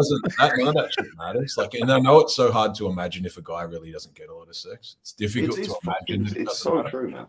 It's like the guy who's never driven like a supercar, and then he finally drives one, but then he has it for like a month, and he's like, actually, yeah, it's nice, but it's not like fucking the be all end all. You know, exactly. No, I agree. Can't get family in a Ferrari, bro. Yeah, that's right. There's no it's no long end game for it. And then a lot of the guys lie to themselves and say like that men aren't lonely, like when they get older. And I've fucking sat in veterans hospitals with guys crying at like 70 years old, crying every single day because they're on their own. Loneliness for men and depression for men is so much more serious than it is for women. The guys kill themselves at like a more rapid rate than women. And it has no end game for these guys. Like they're guys who are fucking like following all this red pill crap. And then it just doesn't encourage them to change because they can listen to guys scream at women and blame women and shit like that. Just because you can say women are wrong, that doesn't mean that you're going to be happy at 60. Like, just it's all about, it's not your fault. It's their fault. Yeah, just because you can stand there and blame someone, that doesn't mean that you're going to be any happier at 60 years old. No, it doesn't change anything, right? No. Because when you don't have any kids and like you're like 60 years old and all your friends have got a family. And you can't give that like, we want to give that part so fucking bad. And here's the thing about men that I don't see anyone talking about. Anyone at all. It's complicated. There's no like fucking short fix. Like you can say how to get laid and shit for guys because that's simple. Getting laid is fucking easy, bro. It really is. But I really don't see anyone talking about the part of our souls as men that we want to give. Like, I don't know a single fucking guy that if they're going to be 100% honest, they're going to say, do you know what? I don't want to retire my parents, right? I don't want to pay off my mum's house. I don't know a single fucking dude. I don't know a single guy, if they're truly honest to themselves, that don't want to say, I have this woman at home who is 100% there for me. She will never touch another man. She will never talk to another guy unless it's absolutely needed. She is absolutely there to help me to achieve and provide her with work. even more. That's why, right? That's a lot of fucking work. It takes work to have a chick that listens to you, and it takes work to be that guy that she's going to listen to. That's hard. And it takes work in the relationship as well. It's easy to get a one-night stand. Like, it's easy to have sex one time, but then it's harder to have it ongoing because you can lie a lot, and then the chick just ghosts you when she realizes it was all bullshit. But it's hard to keep relationships for like even 1 year because then you still have to, like, it's still constant work. Like, you have to enforce boundaries and like tell her how you wanted to behave and like what you wanted to do, and it never ends. It's not like the hard part kicks in like after a while, right? The easy part. Yeah, the easy part is the one-off. The one-off time. Got a question for Steven. What would Steven recommend for someone who's in his 40s, ex-addict, but now clean, wanting to better himself but doesn't have great financials? Firstly, congratulations, OG. Yeah, well, it's good that you're off your fucking gear. Good for you, man. Yeah, good that you're off the gear. That's a big fucking thing. It's a big start, and it's not.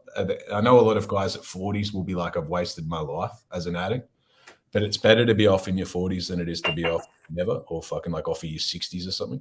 40s, like, if you've realized how much time you spent destroying yourself, and now you use that as time to better yourself. A lot of addicts, it either really destroys you and you look back and think like, oh, I've wasted so much time. And that's what a lot of them can't get over.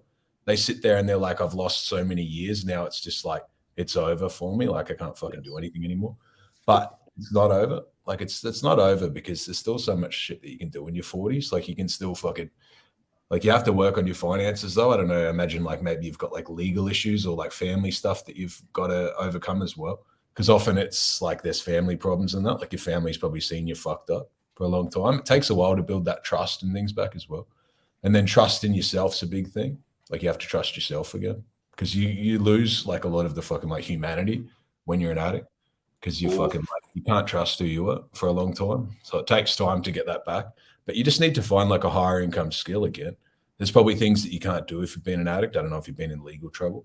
I'd probably assume there's been at least some.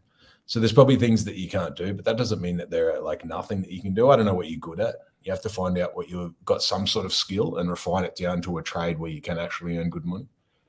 Yeah. But being an addict, getting over it, that's fucking like respectable. Yeah, I mean that's an accomplishment in itself, right? I wanna just chime in as well, because Stephen, you just said something that hit me fucking hard.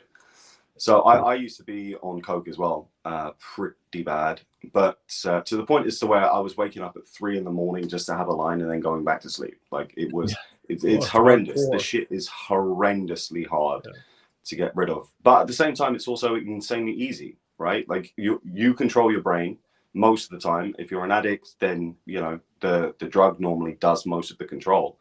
But you pick up or don't pick up, and the easiest thing is just not to go and buy it in the first place. But for what Steven just said, really fucking hit me like a fucking train. And I really appreciate you for saying that as well, actually. So you were talking about the trust. Like, a lot of when you're an addict, it's very difficult to even trust yourself, right? Because if you're saying to yourself, which we always do, this is the last time, and then you go back again and again and again, it kind of reinforces this. Man, I've got goosebumps, dude. This is some deep shit that you just made me realize, Steven. And it just reinforces that feeling that you can't trust yourself, right? So try and set some small tasks that you can do every day, like maybe going on a walk. That helped me. Just something small that you can do, and say, I'm going to do this every single day, and then do that thing, even if it's a small thing, like maybe just waking up at a set time, like whatever. Just build up that trust with yourself again. Because the other thing is and this is actually pretty hard to talk about, but the trust that you've lost with the people that loved you and that have tried to support you through that. And there's no easy way for me to say this, but there will be some people that will never trust you again. And I've lost them. and that is a very hard thing. And it doesn't matter how hard you try, you fucked up, and that's okay. Just don't blame yourself for it. Yeah, it's good. Very good points from Michael. It's fucking very relatable. I had gambling addiction, so I imagine it's quite similar. You've always got no money. You're always lying to your partner, telling them fucking like money's missing all the time, and you're always like, "No, I haven't done anything. Like I've just fucking didn't get paid that much this week, but I'm at the army. Like I get the same pay every week. So it's I don't know where your $20 went. What the fuck? The dog ate it. It's much the same. Yeah, shit's missing all the time. But yeah, you need to get, like Michael said, build trust in yourself. Small steps, little victories. It's not about looking in and being like, "How can I get a fucking private jet?" In 2 years. No. Like I agree. Small victories and giving yourself things to lose, like building your body up and things like that, and building like, you know, friendships up again. So you're like, I don't want to lose this. Like now I'm getting in okay shape. I don't want to get back on the fucking blow or whatever you were on, because then you're like, I'll fuck my body up. Yeah, because having something to lose is, man, it's such a big motivator. It really is, because if you have like the most dangerous men on the planet and the most terrifying men on the planet are the ones who have nothing to lose. It's very true. Because if you have nothing to lose and no reason to live, then you don't give a shit if you die. I do not want to fight you. Some guys think that they're almost proud to live like that now, though. They're like, "Oh, I've got nothing to lose. I've got nothing fucking going on." That's like flexing. Oh yeah, it's fucking dumb. Yeah, that's not a flex at all. No, I agree. And you said something important as well.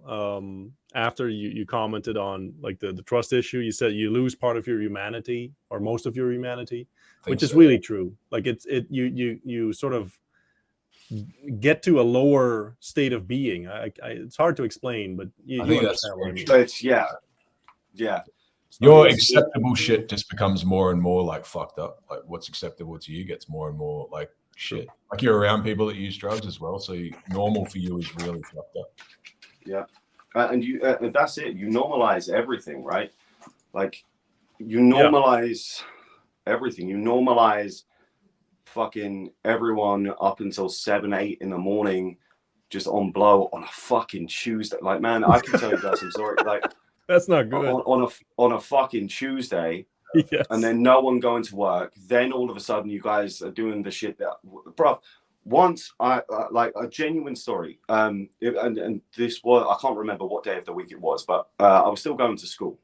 Yeah. And we were up until fucking, I think it was like 6, 7 in the morning, just doing blow. Next day we wake up, same day, we wake up and we're all back on it as soon as everyone wakes up in a rundown fucking shithole house of a friend of mine's.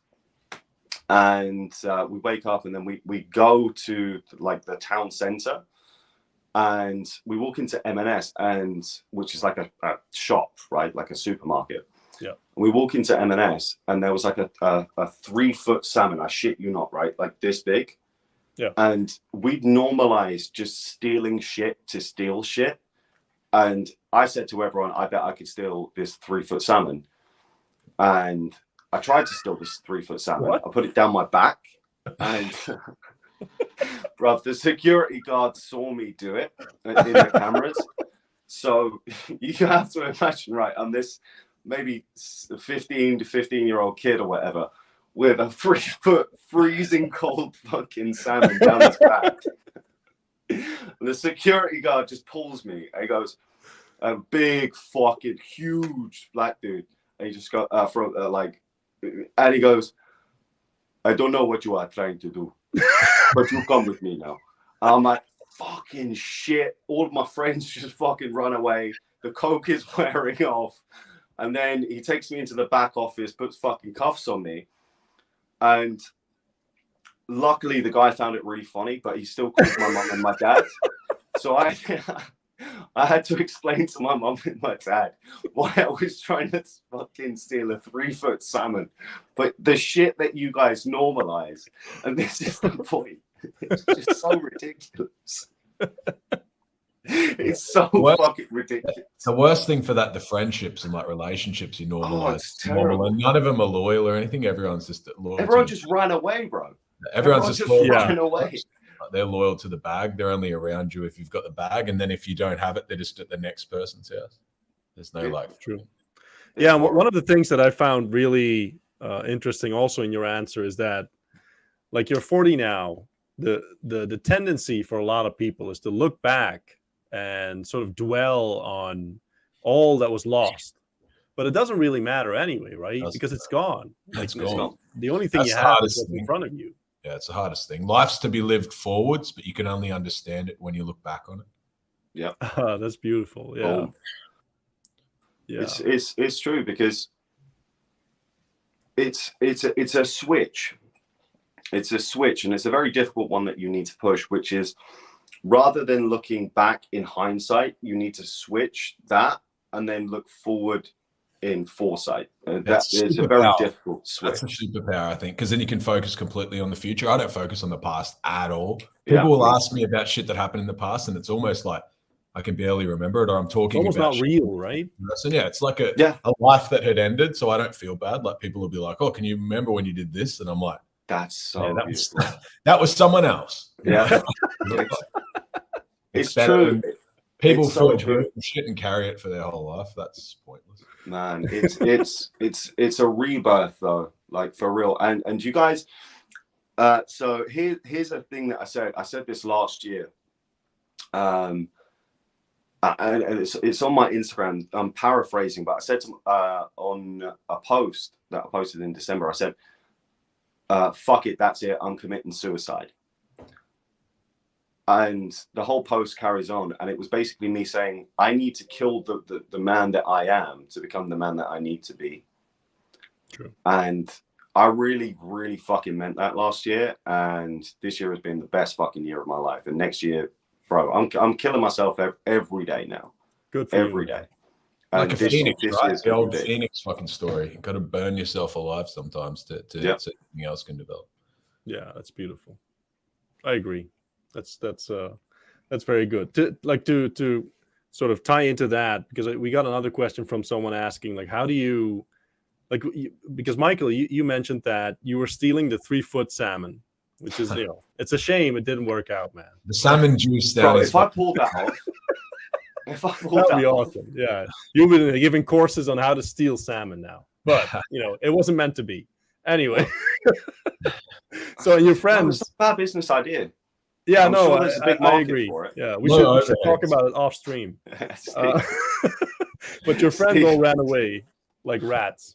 Like, how do you? Someone asked, how do you gather or find a group of like-minded people that you actually trust? Is this a question for me? Well, now it is. For you, based on where you were. Obviously, you were probably surrounded by fuck-ups at that age. Yes. Yeah. Sometimes, like, here's the thing. Sometimes you just need to go it alone, and to really get into those deep, dark places that you are really just raw and it hurts and you're so fucked up.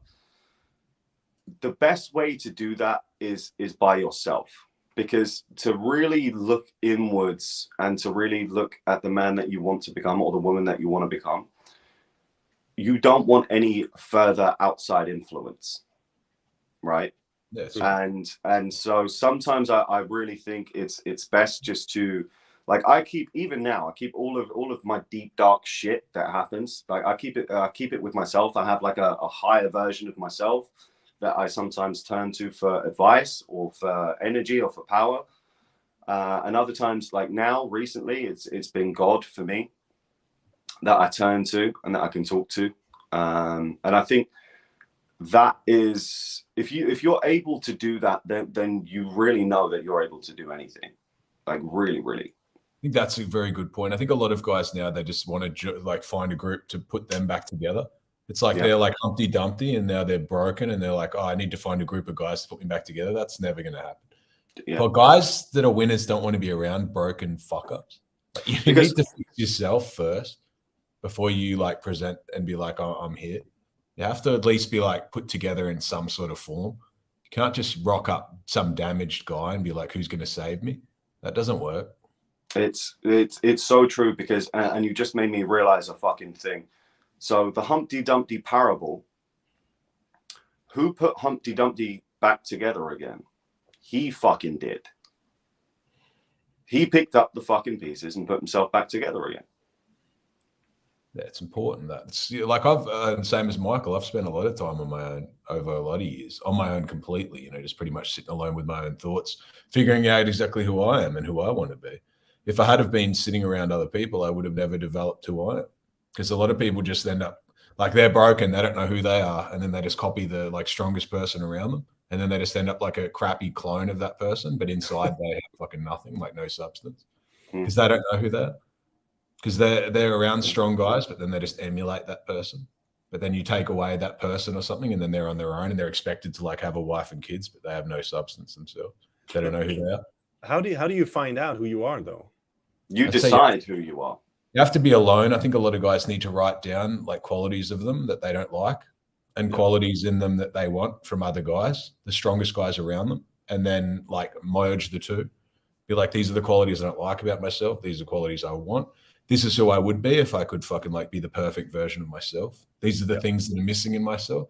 A lot of guys can't do that and just admit that they're like fat or fucking like dumb or not good at a lot of bunch of stuff. Because no one's really dumb, are they? Yeah, right? No one's really. I don't think dumb is really a thing. It's more like, yeah, some people are good at other things. I only studied to year 9. I only went to 9 years of school. I didn't fucking hold me back from getting rich. You know, it's not. Yeah, it's not fucking like. There's many ways to fucking like win. You don't have to win only one way. There's lots of ways to win the game of life. And winning for each person is completely different. Some people it's like to be as rich as possible. Others it's just to be a good dad and have like 2 kids. It doesn't matter. Like your version of winning is going to be different from someone else. But a lot of guys don't even know what they want. They just see like guys online with Lamborghinis and that, and they're like, that's exactly who I want to be. Because there's nothing else that's being purported to them. They have nothing inside, so they just want consumer crap. They want like to have a Rolex so people notice them, but all they notice them is they're having a what? Is the Rolex. Yeah, and then and if you're in London, then they're going to take it from you, right? You get macheted. Yeah. They'll cut your arm off. I just write down columns of shit that's wrong with me, and I have done this before, and columns of shit that's good about me. And fucking like merge the two and be like, what's missing? What would I want? Like, and then I've sat down and wrote columns for other guys that are respected and wrote down all the things that were good in them and all the things that were bad in them that I didn't want to emulate. And that's important because it teaches you to be able to identify qualities in other people and like read people as well. So you build yourself. That's a really good technique, actually. Yeah. That's a really, really good technique, especially to be able to see someone for who they actually are rather than the kind of person that's actually a super G technique. I just kind of I can just get it kind of intuitively. Yeah, for you it's psychology that's easy. I think for me it's more I did it just to be able to keep it real. Like I have friends and I can still identify weak parts in them, and I would assume that they can still identify weak parts in me. That's like what true friendship is to me. Yeah. It's not about pretending that everyone's fucking perfect. Yeah. Because no one is, and this it goes like, even us guys, we have so like infinite amounts of work that we still have to do on ourselves, and you know, I think for a lot of people watching, that's probably a really good thing, because there's like a lot of these red pill guys online, they're just posting themselves and painting themselves to be some kind of a fucking universe master. And it's just they're like a master in the bubble of their own little bubble that they create. Like, and if anything gets fluid or goes outside of their spectrum, like they'll quote these dumb studies and stuff like that. And I'm like, they're quoting studies from of behavior in tribes and chimps and things like that. And I'm like, the world's like 2,000 years it's gone by. Just because shit happened 2,000 years ago, that's completely like people are nothing like they were then. Like everything changed. Like women didn't have contraception. Women had to like stay in a small tribe. A woman couldn't fucking like even walk out in the dark because she'd be fucking murdered. Like it's not. She'd be murdered, raped, killed. It's just saying that there are a women lot can't of similarities, but this is the issue. Everyone's trying to do pattern recognition, right? So everyone's trying to look back at the past to see what the future is going to be like. And it's like like no one really could have predicted the crypto crash from the past couple of months, right? Like no one could have predicted it, and everyone was saying, "Oh yeah, okay, now's the time to buy. Look, Bitcoin's fucking whatever it was, like fucking 23K Oh yeah, a fucking nice one, you cunt. But it's no one. You can't look at the past to indicate the future. It's just a dumb thing because the future moves faster than the past does, and it innovates infinitely faster. Like the wheel, all of a sudden there's fucking cars and trains, and now we've got fucking these. Everything's accelerating. Everything's faster these now. fucking things. Yeah, it'll all accelerate now. The whole thing changed. Like women couldn't hunt back then. They couldn't go out in the dark. Like women couldn't do. Still can't drive though. It's true, bro. It's true. They needed men. They don't need men now. Like in the future, I assume there's going to be like almost one gender. Like women don't really need. Don't say that. Future. There's many fucking genders. That's bro. where the fucking world's heading, I believe. Like, I am. Fuck you. I'm so offended, Stephen. That's where I see it going. Like a hybrid of both. When science doesn't, they don't need women to like pump babies out. They'll just be like one gender, the most efficient. It will. See, this is the thing, right? So if we look at the modern day and artificial intelligence, it looks for efficiency, and us as human beings, we naturally try to look for efficiency and effectiveness. So if we see that, and I 100% agree with you though, except for the whole gender thing, offended still, obviously. Yeah. But other than that, like it's gonna be the most efficient process because so if you're a woman and now you can be artificially inseminated by some fucking random pod can fucking like pump your baby out for you. You don't have any risk. You don't have. You don't even have to have them in your womb. They'll just take your DNA. Pump it up, create some kind of a weird clone hybrid from Arno's butt cheek. Like it's fucked, but that's going to be the most efficient way because then you as a woman, you can carry on working, right? So therefore businesses and corporations don't need to pay you your leave for your what do they call it? Matrimony leave or maternity leave. They don't have to pay you for that, so therefore it's more efficient to the companies, and it's all about efficiency and removing the imperfections or the inefficiencies of human behavior and the human system itself, which is why I'm terrified about what's it called, Neuralink and all of these things. I'm terrified about it because that's part of what makes us human, and that's part of what makes us beautiful. Not a big fan either. No. Let's do two more questions. And yes, like my butt cheeks are amazing, but that's what he said. Yeah. Well, the guy that you're selling yourself to. No, dude, you just said it. No. We're gonna play this back. I'm way ahead, really. You're just missing most of my insults. Someone asked, how do you control strong emotions in the moment? Thank you. Oh, wait. What was the question? Wait. Sorry. Oh, I found a button. Ooh. Wait. See how everything that he says has the word "but" in it? Fuck you. Yeah. How do you control strong emotions? I bet you want to. Well, yeah, you got me there. How do you control strong emotions in the moment? I think controlling them, it's important, but also using them. I don't know. It depends on the strong emotion. Like if you're with a chick and you're like, she pisses you off and you want to like drill her head through the wall. I think that's obviously shit that you have to fucking like control. You can't do what you want to do. But I think if like someone does something that pisses you off and you tell them like that's fucking unacceptable, that's still showing an emotion. It doesn't mean that it has to end in like some like fist fight.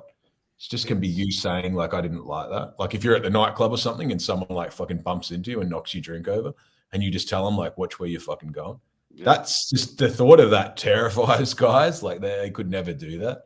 They think that the dude's just going to turn around and glass them. Like that would only happen in a very small percentage of fucking time. And then you've got all you guys there and the guy would just get stomped to death. Yeah. Like, it's not fucking, that's rare. That shit happens.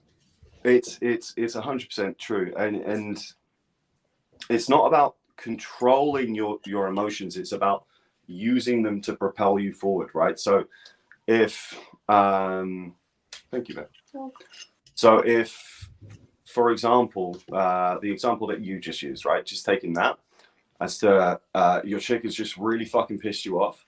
What's going to be like the most productive thing for that kind of a situation, right?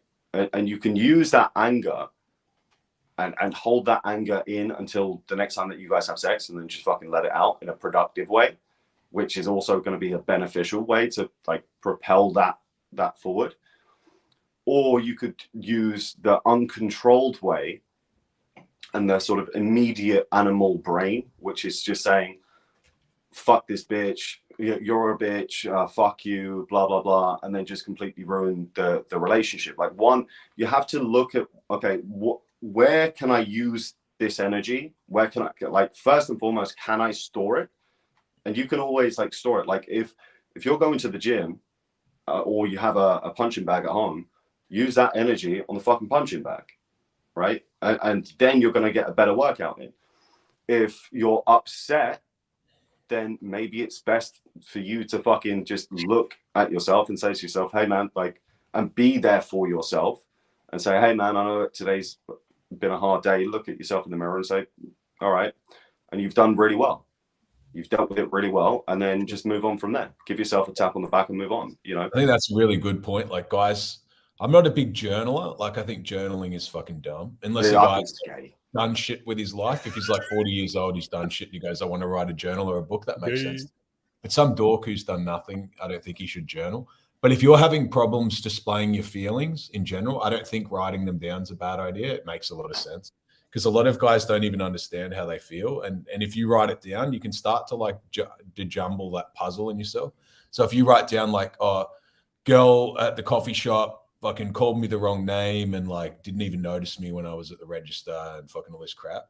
And then you're like, get home and you're like, this made me feel like, you know, not valued and all this other crap. And that's something, because a lot of guys just can't express their emotions, but they also just mask them. Like they hide them inside themselves, and then they can't like talk to a chick, or they can't connect with a chick because they don't have like the right emotions. The responses aren't the right shit.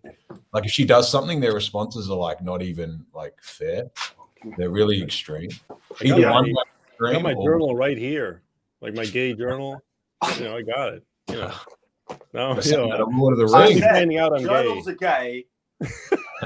So it's got his Book of Mordor or some shit written out.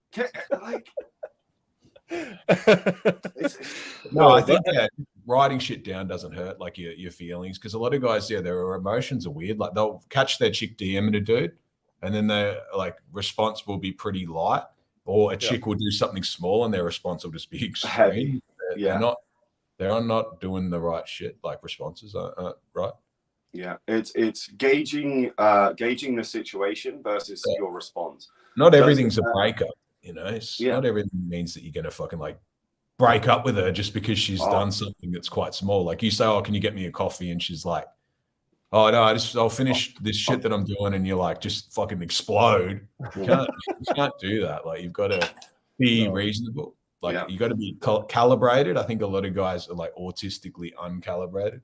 It's so fucking true. And it's also like we talk a lot, us three, about communication, about communication skills. Can you, man, you're not a puppy anymore, but we talk a lot about communication. Like internal communication is just as important as external. Like what are you actually saying to yourself? Like when you find yourself saying, oh man, like you're going to a date, for example, right? And you find yourself saying, oh man, I'm super nervous about this date. What could happen? What could go wrong? Like you're hypnotizing yourself and you're self-sabotaging yourself to make that whole situation go badly, because again, your brain wants to show that its thinking is correct and that its logic is correct. It's called cognitive bias. But rather than having that kind of a programming, have a positive one which sends and says, you know what, this date is going to be so much fun. I'm going to have a great time. No matter what she does or says, I'm here to have fun. Then you're going to have a much better experience, right? And your brain is then going to say, and this takes time, right? It's not like something that you can do immediately and just remove the bad programming, but it takes time. But if you put in the hours and the time to actually do it and sit by yourself and do it, then it works. Just look at us three. I mean, obviously Arno's not changing his, but no, but you two are doing fine. Yeah, exactly. Yeah, we're doing good. I'm just getting to grips with my gayness. It's okay. Yeah, you like strong grips, right? Yeah, but I'm not the guy selling myself to other dudes though, or building attraction with male waiters. No, that's. He's writing it all down now. Oh, the book is. That's the book of gay references. He's gonna have so many comebacks. The book of gay jokes. It's so funny though, because Arnold's going to have so on. many comebacks, but the only problem is that he can't get his comeback from all of the gay guys. Bro, I'm too fast. Dude, I'm semi-famous for calling things gay. That's my product. It's the great book of gay jokes. Fine, bro. Wait, let me pick one more. Let me pick one more question before this devolves into degeneracy. That was so good. Steven, just you have to choose a side, brother. There's 3 of us. Just 3 of us. I will try and open your butt cheeks if you're in my house. We'll fucking sell millions of copies of the shit. I'm just gonna pretend. I want royalties, though. Yeah, of course. Let's see. Let me do one more, which is interesting. We sort of skipped over this, but someone says testosterone levels have been going down since the 80s. Women are getting stronger. I don't know about the last one, but okay, let's just assume what we do know is that testosterone levels are going down. I don't think women are getting stronger per se. No, but women. Okay, so it is true. So a woman's handshake from the 1980s is now. I'm paraphrasing. I believe it's now something like 30 or 40 psi higher than what it was. So yeah, women's handshakes are getting much more strong and more powerful, and the opposite with men. Touch your hand back in the old days. Now they're like fucking taught that they can grip it as hard. Yeah, I'm having it with hand jobs. I think a lot of women should handshake like this, and a man should always. So a woman should always put her hand like that. A man should always get her hand like that. That's just how to teach your girl how to give an actual handshake. Not a woman should never, unless it's a business thing and she's like a high-end CEO or a lawyer. A woman should never put her hand like that. Always like not limp completely at the wrist, and then you as a man, you should just like thumb under and then fingers over hers. But yeah, it is true. Yeah, I think the women probably are getting like fucking stronger in a lot of ways. I guess like the stronger at work, stronger probably physically to a point. Yeah, but they're always going to be capped because it's not like their testosterone levels are rising rapidly. I'm sure dudes are still like fucking probably like 20, 50 times higher than women's, even now with most people soy boys running around. It's just dudes are dropping in general because it's a different lifestyle. There's lots of plastic, fucking like EPA in the food, like fucking everything. That's like real, right? Computers. Yeah. Like all the fucking like dudes are less physical. They're less like physically demanding. They're not competing as much. They're in general, but then the high T dude isn't really like needed in the future. Like if everyone's running around with high T, it'd be quite combative. Like most guys work in like tech and things like that as well. There's no like, if you're a programmer, there's no point a team of programmers and shit running around with like fucking taking steroids. I've got the funniest thing in my head now. I've got the funniest image of when I was working IT, and we had a room, probably like the office for the IT guys was probably no bigger than this room, and I'm just imagining all of these. Like there was one fat dude called Chris, who was Polish, and then all of the other dudes were like super fucking like skinny and everything, including myself at this time. Like I'm still skinny, but I'm healthy now, at least, right? But now I'm just imagining everyone jacked on steroids and having like a bench in the middle, and just everyone's trying to fix computers whilst pushing the fucking bench. Like everyone's fucking got like multiple girls and shit. Nothing. Yeah. A lot of the shit. Get me. A lot of the guys that do all the work, that's like the innovation of that, are guys who do it to get laid. Like it's guys who are the dorks because they're like overcompensating to a massive degree to get women. They're the innovators. It's not the guy who's the meathead running around like playing NFL or something. He's not like really doing shit. Like the guys who are building all the technology and like all the shit in the world, they're not the big brawny dudes. Most of the big brawny dudes, they have nothing to prove because they've always fucking like success with women. So they don't, a lot of them work like just normal jobs. They're not like massively high achievers. This like high T crap, like, oh, high T guys are the guys that do fucking everything. That's a myth. Like most guys, if you did like a testosterone comparison, guys with high T would be poorer than guys who have low T. It's just fucking, it's just another one of these red pill fucking theories. Why do you think that is? Because it swings both ways. Like they're getting mates their whole life. They don't need to fucking like be Jeff Bezos, manlet running around. It's the manlet who copes, the guy who hasn't had the fucking like success with women. He has to do extreme things to get women's attention. He's the innovator. He builds shit. The NFL player, that's the guy that is had like he's been the fucking like high school hero his whole life. He's been drowning in pussy, the big dude that's got high T. So he doesn't need, he's the guy that sleeps on the couch and then has like the chicks that still fucking like come around and pretty much like do whatever he says. But he doesn't have money. Like he doesn't need money because he's never really needed to be like the big fucking high achiever. The high achievers, the Bezos and the like Musk and the fucking like Zuckerberg and all that shit, and they're manlets. Like that's why they do the shit they do, because they have to do extreme shit to get attention from women. And it's funny as well because it's like a pendulum, right? It swings in both ways, just like Arno. Unending. That was good. I'll give you that. That was good. I like that. Write it down. Yeah, still not selling my ass to other men though, but that was good. It's all right, bro. You got to come up with some new content, G. Yeah, no, you're gay for pay. I'm fine. You know, it's all right. Go on. I'm good. I just need the money to compensate for my not fucking men, so I'm fine with that. I'm all good for that, bro. Go on. But no, it really does, because you guys ideally, and it's the same with everything, politics, ideas, theories, ideologies.